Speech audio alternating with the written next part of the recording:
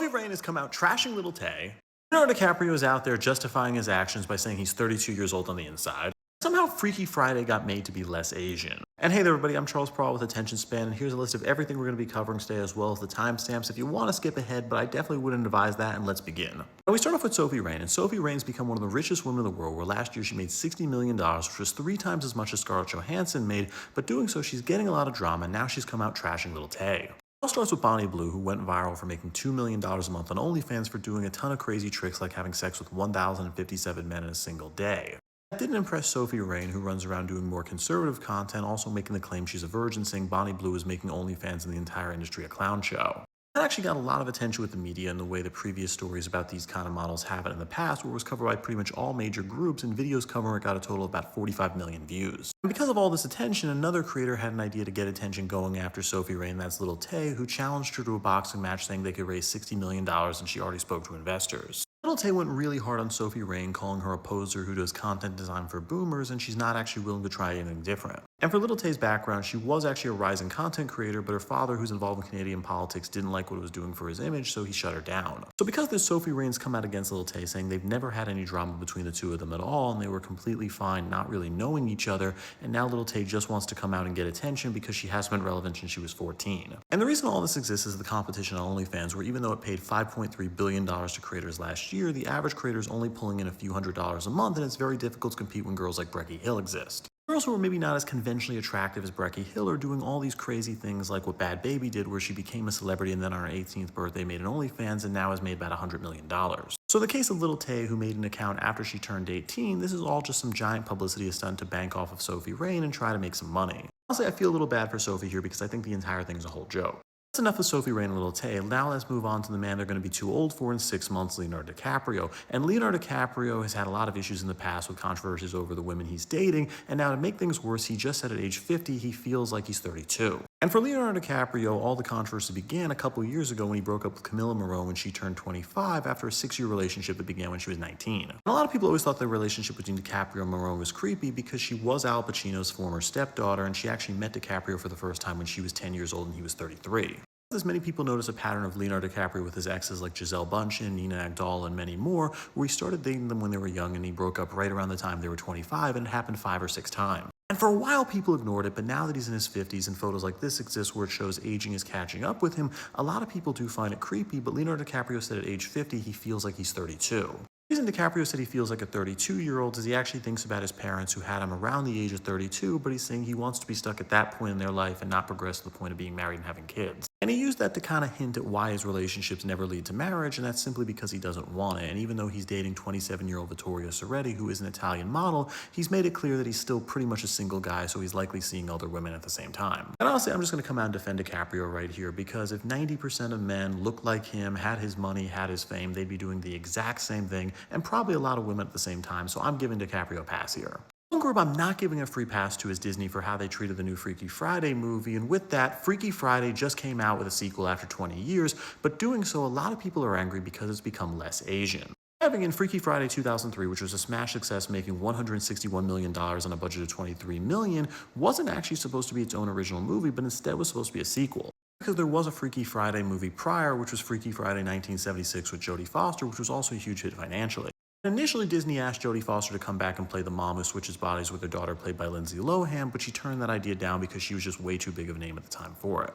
Gave them a chance to change one complaint from the first Freaky Friday, which was the reason why they switched places was really weird, where they just say, I wish I could change places with her for one day, and that's what caused it magically with no real genie or any explanation. So the reboot gave them a chance to give a better explanation, saying it was Chinese magic, and they cast Lucille Song for the role to do the spell. But now we live in the year 2025 where everything offends people, so because of that, naturally people are saying the Asians in Freaky Friday are Asian stereotypes. In fact, Manny Jacinto, who plays Lindsay Lohan's husband in the new Freaky Friday movie, said he actually wasn't willing to be in it if the Chinese people from the original returned, saying they offended him. And to make it worse, Mark Waters, who is the director of Freaky Friday, and he also directed another amazing Lindsay Lohan movie with Mean Girls, said Disney never once asked him to return for Freaky Friday. Seems like the entire reason for that is because Mean Girls is a movie with primarily women. Disney didn't like the idea of a male director, so they hired Nisha Ganatra instead and really didn't give Mark Waters a shot.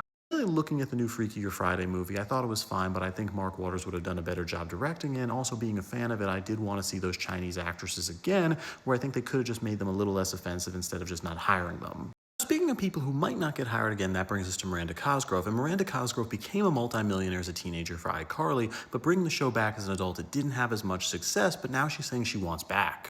Miranda Cosgrove did get fame for being the highest paid teen actress in the world for iCarly, making $180,000 an episode. And just to give an idea of how much money that is, her on-screen brothers Drake Bell and Josh Peck were only paid $15,000 an episode on Drake and Josh, so that actually means Miranda Cosgrove doing 9 episodes of iCarly was able to make what they made combined doing the entire series for their show. And because of that was a big factor for why Miranda Cosgrove a decade later wanted to bring back iCarly doing Paramount Plus, but the show ran into a lot of big problems. The first problem was just the tone for the show, where they originally promised it was going to be more like Friends or Seinfeld and be geared for people in their 20s and 30s. And they kind of only were able to get halfway there, where the show's plots and the storyline still felt like it was made for young kids, but they'd randomly throw in curse words, meaning there was no demographic for anyone. And the other big issue was obviously Jeanette McCurdy, where a lot of people liked her character of Sam more than Carly in the original iCarly run, and they even offered her the same exact pay as Miranda Cosgrove, but the whole problem was due to her issues with Nickelodeon in the past, she just didn't want to return. But because of bad reviews and just not having the entire old cast back, the new iCarly knew they were going to get canceled after the 3rd season, so they ended up coming up with this cliffhanger ending involving Carly's mom to try and get people excited for a 4th season and convince Paramount. And TV shows becoming movies have a bit of a mixed reputation in Hollywood, like the first Sex and the City movie, which was a huge success, making $419 million on a budget of $65 million.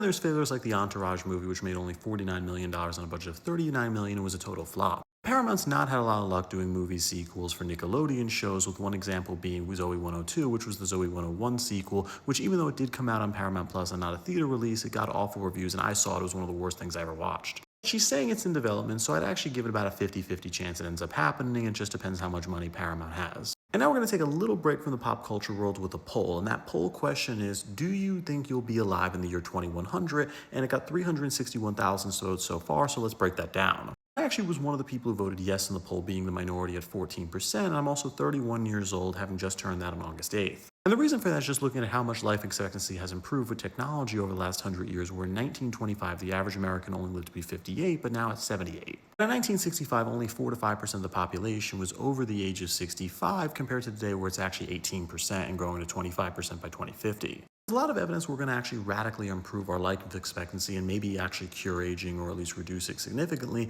with one example right here being telomere extension. And telomeres are little things at the end of the DNA that are responsible for cell reproduction, and they shrink over time, which causes you to get older as one of the main causes. And that's actually just one technology we're working on and might have breakthroughs for. And there's also a lot of work being done on things like CRISPR therapies, where CRISPR has the power to actually change the human genome permanently, so things like cancer, Alzheimer's, and more could be completely prevented. And then there's also that little thing called AI, where artificial intelligence is being used in labs now to try and actually make things a lot cheaper and better. So there is a case biological research can get better, or the whole idea of uploading your mind in technology. So yeah, I actually think myself and a lot of other people are going to be alive in the year 2100, and people do have to look forward to the future, and I'll still have a great full head of hair. Brings us to our final topic of the day, and that's Gal Gadot. And Gal Gadot had the biggest flop of 2025 with Snow White, which lost $200 million, but doing it, she's not blaming herself or Rachel Zegler. Instead, she's blaming Israel and Palestine.